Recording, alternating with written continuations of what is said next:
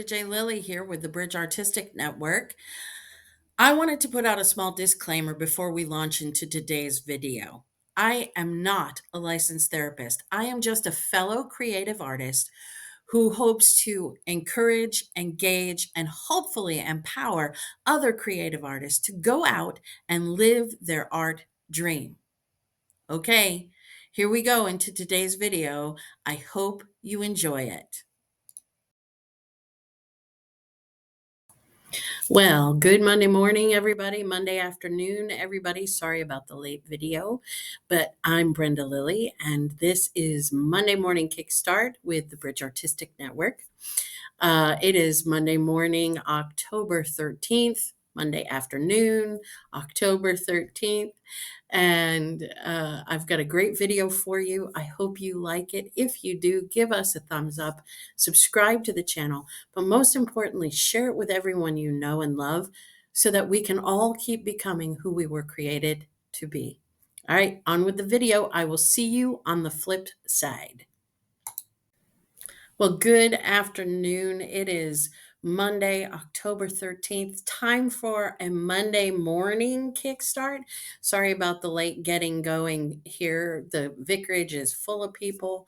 I went out, I recorded a video. For whatever reason, it did not record or save properly. So I'm remaking this video for you this afternoon so that we can kickstart a conversation. Thanks for giving me the week off last week. I had a cold and I could barely speak. Still a little sick, but I'm much better. So thanks for all who've been praying for me and thinking about me. You rock. All right. So this week I want to talk about what in the artistic world we call happy accidents. Um, And in life, I think we call those things like unexpected pleasures, right?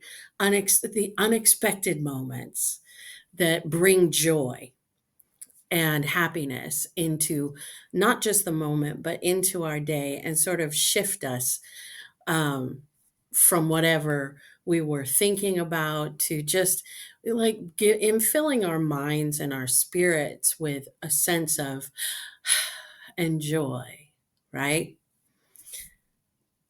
So, in the artistic world, a happy accident is something that happens unexpectedly that, for whatever reason, works, and it works either better than what you were planning on doing or is something completely different than what you were planning on doing or expected to do.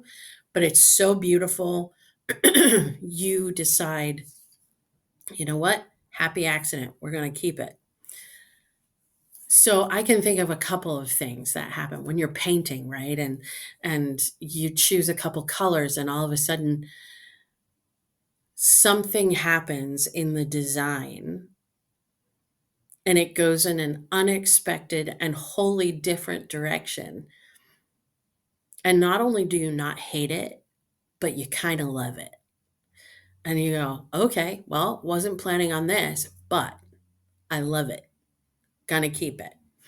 So I've had a few times where I've been painting and I've absolutely hated what I've painted. And so I start again. I just paint over and refresh the canvas and decide to just let everything go and let it become what it's going to become. I was painting a pastoral scene with a barn and fences and when I finished it, I hated it. I hated everything about it. And I didn't know what was off or why I hated it. I just didn't like it. And I took the canvas home with me because I was at a gathering, an artist circle gathering, and I took the canvas home with me and I sat with it for a little while and I realized I don't like the color. It's really not the mood I'm in, what I painted. I'm going to start again. And I literally went for a completely different color palette and just started brushing on color. And then I started using my palette knife and swiping through the colors and allowing them to combine together. And it went from a pastoral scene to almost an underwater ocean scene. Like you could imagine fish, large fish swimming through this reef because it ended up looking like a coral reef. It was really cool. And I went from being really disheartened and really hating what I had done to absolutely loving this new canvas. And the colors were a complete happy accident because I literally just was I was grabbing tubes of paint and just putting dollops on there, and just my intention was to get rid of the painting I hated and to just give it a sort of wash. But the color of the wash made me go, "Oh." And then I started adding other colors into it, and suddenly it became this whole sort of ethereal other thing, and I loved it. It was a happy accident. I was directing a show, and I had directed an actor to go off upstage, right. And in a rehearsal, for whatever reason, this actress exited in the wrong direction, and she exited downstage left and sort of disrupted the scene that was going on, that was finishing up. But she just made the most of the exit. And the actors had this moment with her as she's exiting, and it just stopped us all in our tracks because we realized that's exactly what the scene needed. And when none of us knew it until it happened. And I just went, cut, print, that's it. That's the exit. That's the end of the scene. This is how we move on. That makes so much more sense than what we were doing. And that was a happy accident.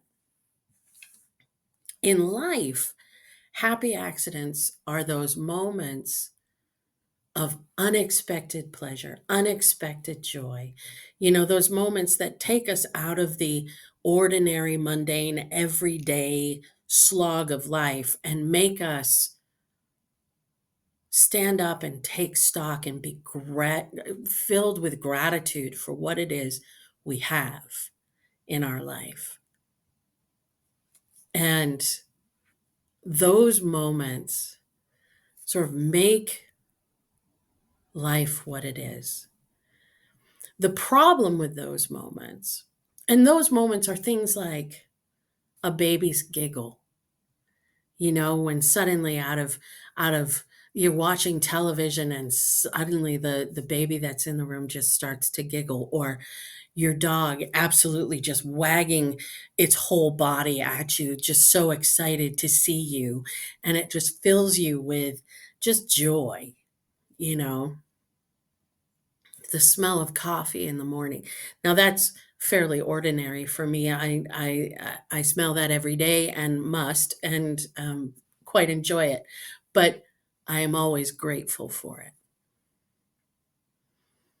But those things in life that are happy accidents are the things that sort of they're out of the ordinary, right?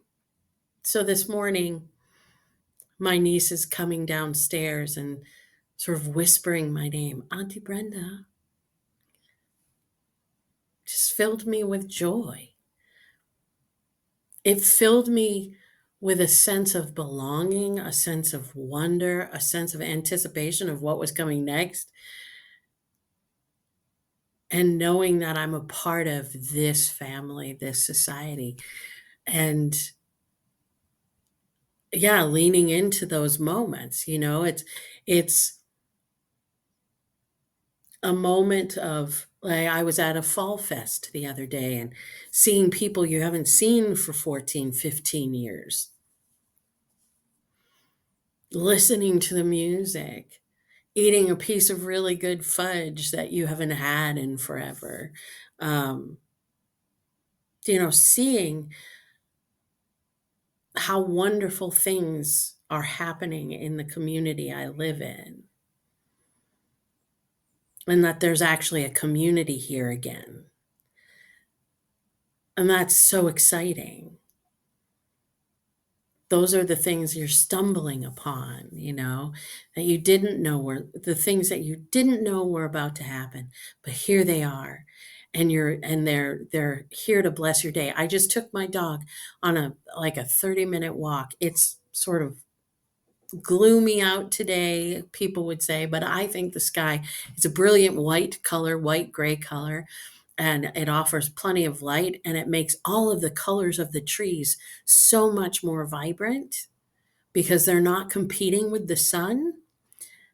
And I was like, oh, I can take some good pictures. Happy accident. Like, I didn't create the weather. And it was blustery and windy, and it reminded me of being in the Netherlands and walking the dog. She was happy she could walk for another half hour if she wanted to. And then getting home, and like the whole family's here. Happy accident.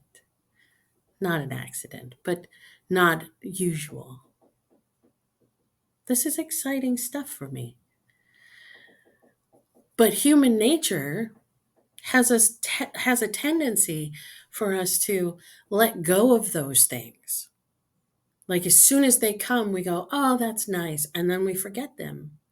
And I think that's why I tell stories about them. That's why I tell people about the funny things, the little funny moments that happen. Because when I tell them, then it exists for a longer period of time. It becomes a part of family lore. It becomes a story to tell and joy to spread. Because I don't want it to be here and gone.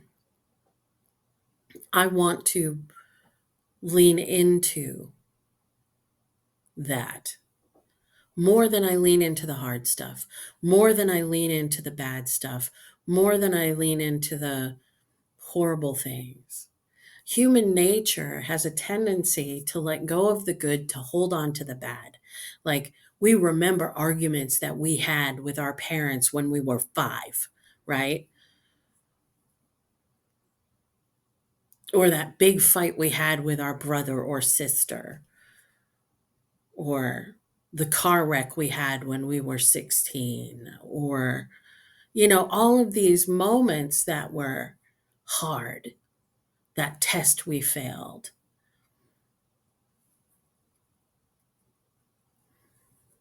And our human nature gloms onto those, ruminates on that, makes us say, well, why we're not good enough, we're not smart enough, we're not this, we're not that enough.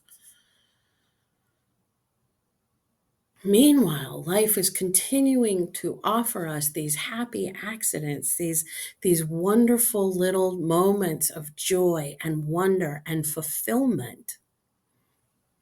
But we let go of them so quickly, but we refuse to let go of the bad stuff as quickly. We think, oh, we need to wrestle with that. We don't have to wrestle with the joy stuff. The joy stuff, we can go, yeah, that's there. But if we let it go, it's not there anymore, is it? And so I guess my challenge for us this week, and what I want you to start thinking about, talking about, and seeing how it is, what the balance is in your own life. Do you hang on to the bad and wrong stuff more than you hang on to the amazing and the good things?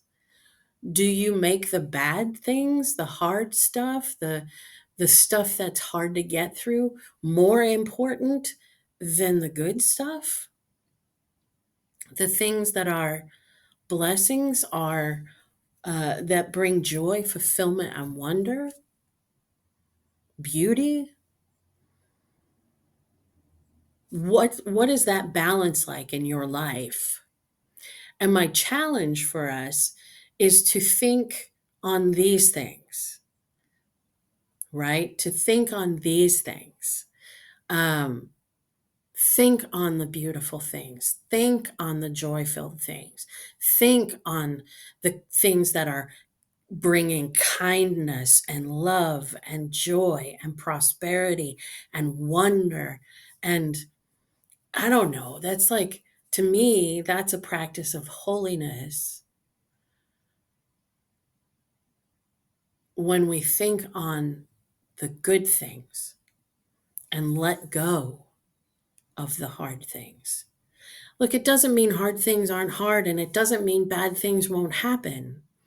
But when we think on these things, when we think on the good stuff, when we ruminate on the good rather than ruminate on the bad, when the bad stuff comes, when the hard stuff comes, we have so much good that we're hanging on to.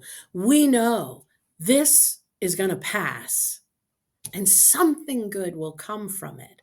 I don't know how, I don't know when, and I don't know what, but I know that if with all of this other good stuff that I have going on in my life, this is not going to derail that. But if we don't hang on to that stuff, if we don't hold fast to the good, if we don't think on it and make it as big, if not bigger than the bad, we won't have the stability we need when the tough times come. And they're always going to come. There isn't one of us who doesn't go through tough stuff. So think on the good stuff. So that's my challenge for us. Look at your life, look at the balance of bad to good on rumination, the rumination factor, which we artists are so good at doing. And then start adding more and more. Even if you're in a good place, add more. What could a little more good stuff hurt? It just gives you more grounding, more footing, more stamina when hard, tough things come along. All right. That's what I have for us today. That's what I wanted to talk about this week. Until next week, we are going to be cruising towards the end of October next week. So I will see you Monday, October 20th. All right. Have a blessed week, everybody. Think on these things. Hey, thank you so much for watching our video. I hope you liked it. If you did, give it a thumbs up. And if you haven't subscribed to our channel yet, subscribe. What are you waiting for? All right. I hope you all have a wonderful week. Bye.